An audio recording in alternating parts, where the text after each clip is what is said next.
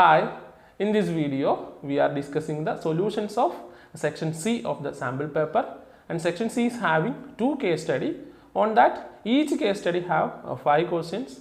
That means we have total 10 questions in section C. From that 10 questions we have to answer any 8 questions. So now we can move to first case study, and here it is given the position of Annie when she is diving, and here starting point is 48 feet above the water level, and height is given as a function of t, and there is a constant k also. And first question, 41st question, they are asking to find the value of k. At the time here we can use this value for finding k. Anyway, 48 feet above water level means at the time is 0. So we can substitute t as 0. At the time we can equate h of t as 48 feet. That means we can say 48 feet, that is h of t, that is equal to negative 16 into 0 square plus 8 into 0 plus k, because here we are taking time as 0. At the time here we are getting 48 is equal to, this time is 0, this is also 0, we are getting it as k, or we can say k is equal to 48. So option C is the correct answer. Question number 42, here we have to find the time at which Annie touched the water level. So here anyway I wrote h of t by substituting the value of k. At the time here we are getting the function as negative 16 t square plus 8t plus 48. Now onwards we have to consider h of t as this function only by substituting the value of k. And here they are asking to find the time at which she touched the water level, right? At the time here we can say height from water level, that is 0. That means we can say h of t, that is equal to 0. That means we have to find the zeros of this polynomial. Anyway, function is given in t, that is okay, but they are asking to find the zeros. Now we can substitute at a time here minus 16t square plus 80t plus 48, that is equal to 0. So we got a quadratic equation. Here we can take minus 8 as a common factor. At a time it is minus 8 into 2t square minus t, and here it is minus 6, that is equal to 0, or we can write it as 2t square minus t minus 6, that is equal to 0. So here we can do splitting the middle time. For that we need a product minus 12, right? We need a product minus 12 because we are taking that number as the product of constant time and the coefficient of t square, and sum, that is a coefficient of t, that means that is minus 1. So when we take the numbers we are getting 4 and 3, but it should be minus 4 and plus 3, then only we will get this sum and this product, right? Here we can split this minus t as minus 4t then plus 3t minus 6, so that is equal to 0. Now when we factorize we will get it as 2t into t minus 2 plus here it is 3 into t minus 2, that is equal to 0. Now we can take t minus 2 as a common factor. At the time it is t minus 2 into 2t plus 3, that is equal to 0. That means t minus 2 equal to 0 or 2t plus 3, that is equal to 0. So we are getting t is equal to 2, or we are getting 2t is equal to minus 3. At the time we can say t is equal to 2 or t is equal to minus 3 by 2. Anyway, time is not negative, that means here we cannot consider it as minus 3 by 2. That's why we can say t is equal to 2, and t is given in seconds, that's why we can say 2 seconds. Option B is the correct answer.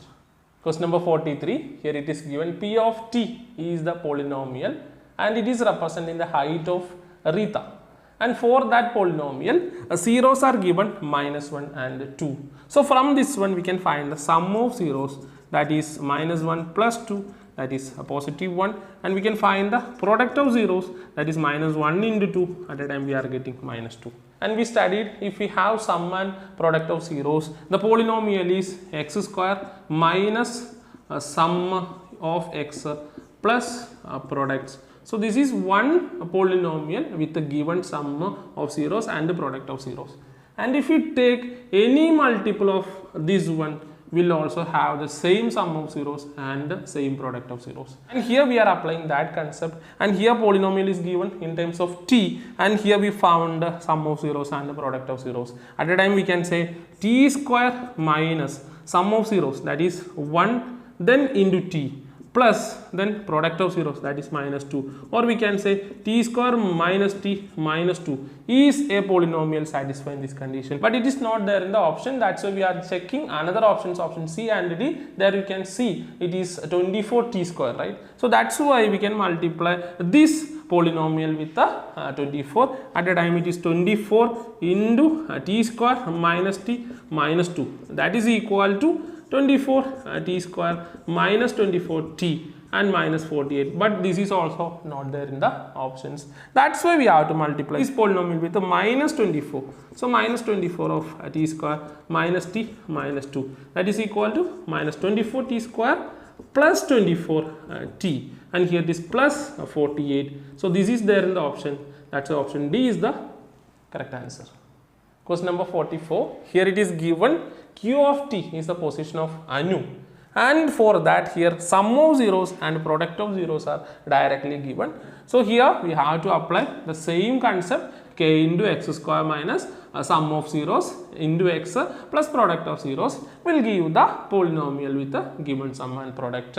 So here directly sum and product are given. That's why here we can write Q of t, that is equal to t square minus sum of zeros into t plus product of zeros. That means it is t square minus t minus 6, but this is also not there in the options. That's why we will move to another option C and D, and in option C it is minus 8t square, in option D it is plus 8t square. So that's why we can first multiply this polynomial with minus 8 at a time, minus 8 into t square minus t minus 6, that is equal to minus 8t square plus 8t plus 48. It is there in the option, that is option C. Therefore we can say option C is the correct answer.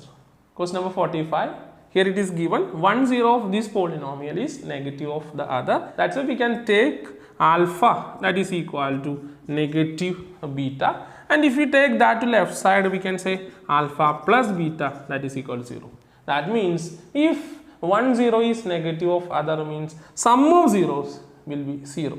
And here from polynomial we know how to find a sum of zeros, and that is actually negative b by a, where b is the coefficient of x. Here it is t only, so we can say b is the coefficient of t and a is the coefficient of t square. That means that is equal to negative of k minus 3 divided by negative 12. And here we got sum is equal to 0. That's why here we can equate negative of k minus 3 divided by negative 12, that is equal to 0, or we can say negative of k minus 3, that is equal to 0, or we can say k minus 3 is equal to 0. From that we are getting the value of k as 3. Therefore option A is the correct answer. We can move to next case study, and here it is about a hockey ground, and I just draw the graph of required points only. And in first question, that means in question number 46, they are asking to find the centroid of triangle EHJ. So we can write the coordinates of E, H and J first. Here E means that is 2, 1, and H here that is minus 2, 4, right? Minus 2, 4, and J you can see it is minus 2, right? If you know the vertices of a triangle, we can easily find the centroid, and centroid of a triangle is x1 plus x2 plus x3 by 3, comma y1 plus y2 plus y3 by 3, where x1, y1, x2, y2 and x3, y3 are the vertices. So here we have the vertices, so directly we can find the centroid at a time, that is equal to 2 plus minus 2 plus minus 2 by 3, x1 plus x2 plus x3 by 3, comma here we can write 1 plus 4 plus minus 2 divided by 3, y1 plus y2 plus y3 by 3, that is equal to, here it is minus 2 by 3, here it is 3 by 3. So that is equal to minus 2 by 3, comma 1. Therefore option A is the correct answer. Question number 47. It is given point P is equidistant from A and G, and these points are in a line. That means we can surely say P is the midpoint of A and G. So that's why here we can write the coordinates of A and G. So G means here it is 1, comma minus 3, and here A means that is 3, 6, right?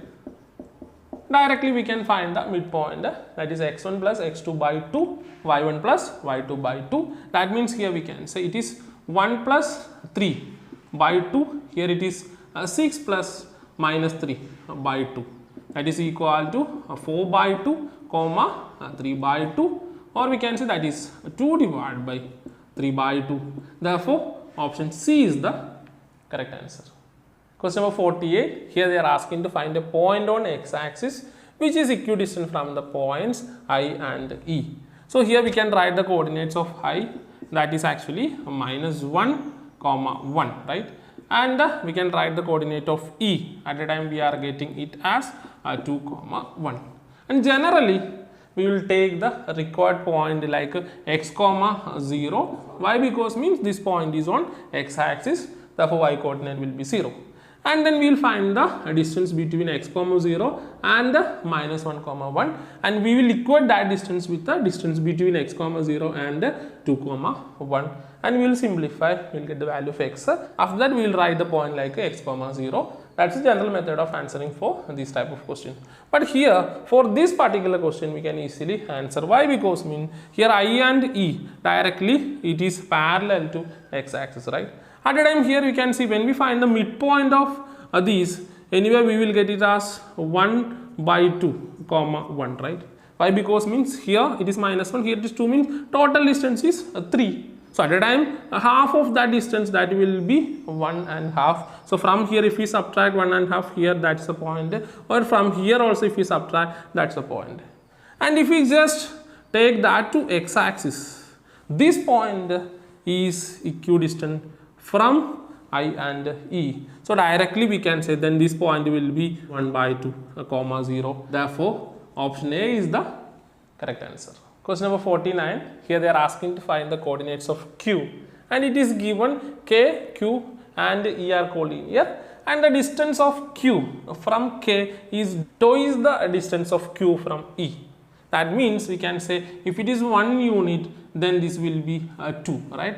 And here coordinates of K and E we can write, that is minus 4, 1, and here it is 2, 1. So generally we have to apply a section formula to find the coordinates of Q, where ratio is 2:1 and the points are minus 4, 1 and 2, 1. But here in this question it is very easy to answer. Why? Because means when we consider KE, that is parallel to x-axis, and we can easily find the distance KE, right? So when we count here minus 4 to 0, we can say 4 units, then from 0 to 2 we have 2 units, that means total KE is 6 units. That's why we can easily find the coordinates of Q, that will be 2 units from E and 4 units from K. That means here we can say this point is the required point Q. So directly we can write the coordinates of Q, it is 0, 1. So we can write Q, that is 0, 1. Therefore option B is the correct answer. Last question, question number 50. Here we have to find a point on y-axis which is equidistant from the points B and C. So for that we can write the coordinates of B and C. So B means here it is 4, 3. Coordinates of C, at the time here it is 4, minus 1. And generally we will take the required point as 0, y, because it is on y-axis. So x coordinate will be 0. So we will write 0, y. Then after that we will find the distance of this point 4, 3 from 0, y, and we will equate with the distance of 4, minus 1 from 0, y. We will simplify, we will find the value of y, then after that we will say 0, that y is the required point. So that's a general method, but in this question we have a easy method. Why? Because means here BC is parallel to y-axis, so we can easily find the midpoint of BC, correct? At the time you can see here B to C is 4 units. Why? Because means B to this x-axis we have 3 units, then down 1 more unit, right? At the time we can say 4 units, that's the distance of BC. That means here half means that will be 2 units from B and 2 units from C, right? So we can easily write the coordinates of that, that is 4, 1. And if we take this point here, that point is equidistant from B and C. That's why directly we can write the coordinates, that is 0, 1. Therefore, option D is the correct answer. So, this question paper is not that much difficult, but it is not easy also. You have to practice all the questions, then only you can write easily the coming term 1 examination. So, do well, study well, all the best. Thank you.